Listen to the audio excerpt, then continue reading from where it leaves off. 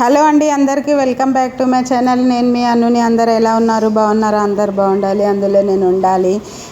ముందుగానైతే అందరికీ నవరాత్రి శుభాకాంక్షలు అండి. నవరాత్రులు అందరు మంచిగా జరుపుకోవాలని చెప్పి అయితే కోరుకుంటున్నాను. ఇవాళనైతే ఫస్ట్ పూజ కదా, ఫస్ట్ పూజకైతే కట్టె పొంగలి ఎక్కుతుందని చెప్పి అయితే నేనైతే కట్టె పొంగలి చేస్తున్నాను.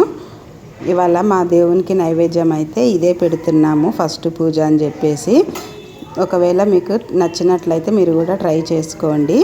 కావాల్సిన పదార్థాలు: బియ్యము, పెసరపప్పు, మిరియాలు, కరివేపాకు, నెయ్యి, పచ్చిమిరపకాయలు, ఆవాలు, జీలకర్ర, నూనె, కొత్తిమీర, ఉప్పు. మనమైతే ముందుగా ఒక గ్లాస్ అయితే బియ్యం తీసుకున్నాను నేను. కొంచెం తక్కువ ఒక గ్లాస్ పప్పు తీసుకున్నా.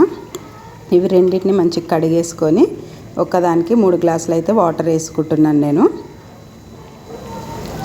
తగినంత ఉప్పు వేసుకుంటున్నా ఇందులోనే. మనమైతే కుక్కర్లో పెట్టుకుందాం, ఎందుకంటే మెత్తగా ఉడుకుతుంది కదా, బగోన్లను అయితే కరెక్ట్గా ఉండదు. పెట్టేసుకొని ఒక 3 విజిల్స్ అయితే పెట్టుకుందాము. చూడండి, 3 విజిల్స్ అయితే వచ్చేసాయి. తీద్దాము. అన్నం అయితే మంచిగా ఉడికిపోయింది.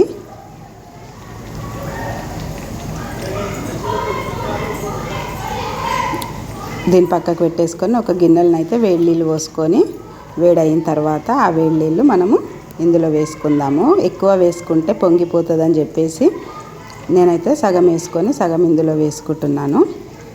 చూడండి, ఇట్లా మెత్తగా మనకి ఎంత వాటర్ అయితే సరిపోతుందో అంత. లేకుంటే ఒకవేళ కుక్కర్ పెద్దగా ఉంటే మాత్రం 1కి 3 వాటర్ వేసుకోవచ్చు.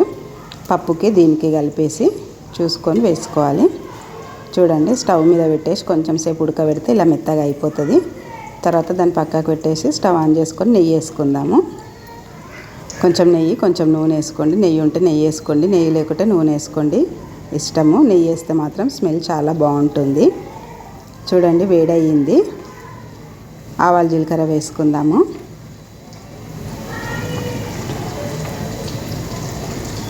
పోపుకైతే ఆవాలు, జీలకర్ర వేసుకున్నాను. చూడండి, ఆవాలు జీలకర్రనైతే అవుతుంది. కొన్ని అయితే పచ్చిమిరపకాయలు వేస్తున్నా. పచ్చిమిరపకాయలు కొంచెం అయిన తర్వాత మిరియాలు వేసుకుందాము. కొంచెం కరివేపాకు, కొత్తిమీర వేసేసి ఇంకా మనం పక్కకు పెట్టుకున్నాం కదా కట్టె పొంగలి, అందులో కలిపేసుకుందాం పోపు. అంత మంచిగా మిక్స్ చేసేసుకుంటే చూడండి, వేడి వేడి కట్టె పొంగలి రెడీ అయిపోయింది. అమ్మవారి నైవేద్యము. అమ్మవారికి ఇదంటే చాలా ఇష్టము అని చెప్పి అయితే ఇది పెడుతున్నాను. డైలీ ఒక్కొక్క నైవేద్యం పెడుతూ ఉంటాను. ఓకే, మరి మీరు ఒకవేళ నా ఛానల్ కొత్తగా చూస్తున్నట్టయితే సబ్స్క్రైబ్ చేసుకోండి, లైక్ చేయండి, షేర్ చేయండి, సపోర్ట్ కూడా చేయండి. ఓకే మరి, bye. Thank you for watching.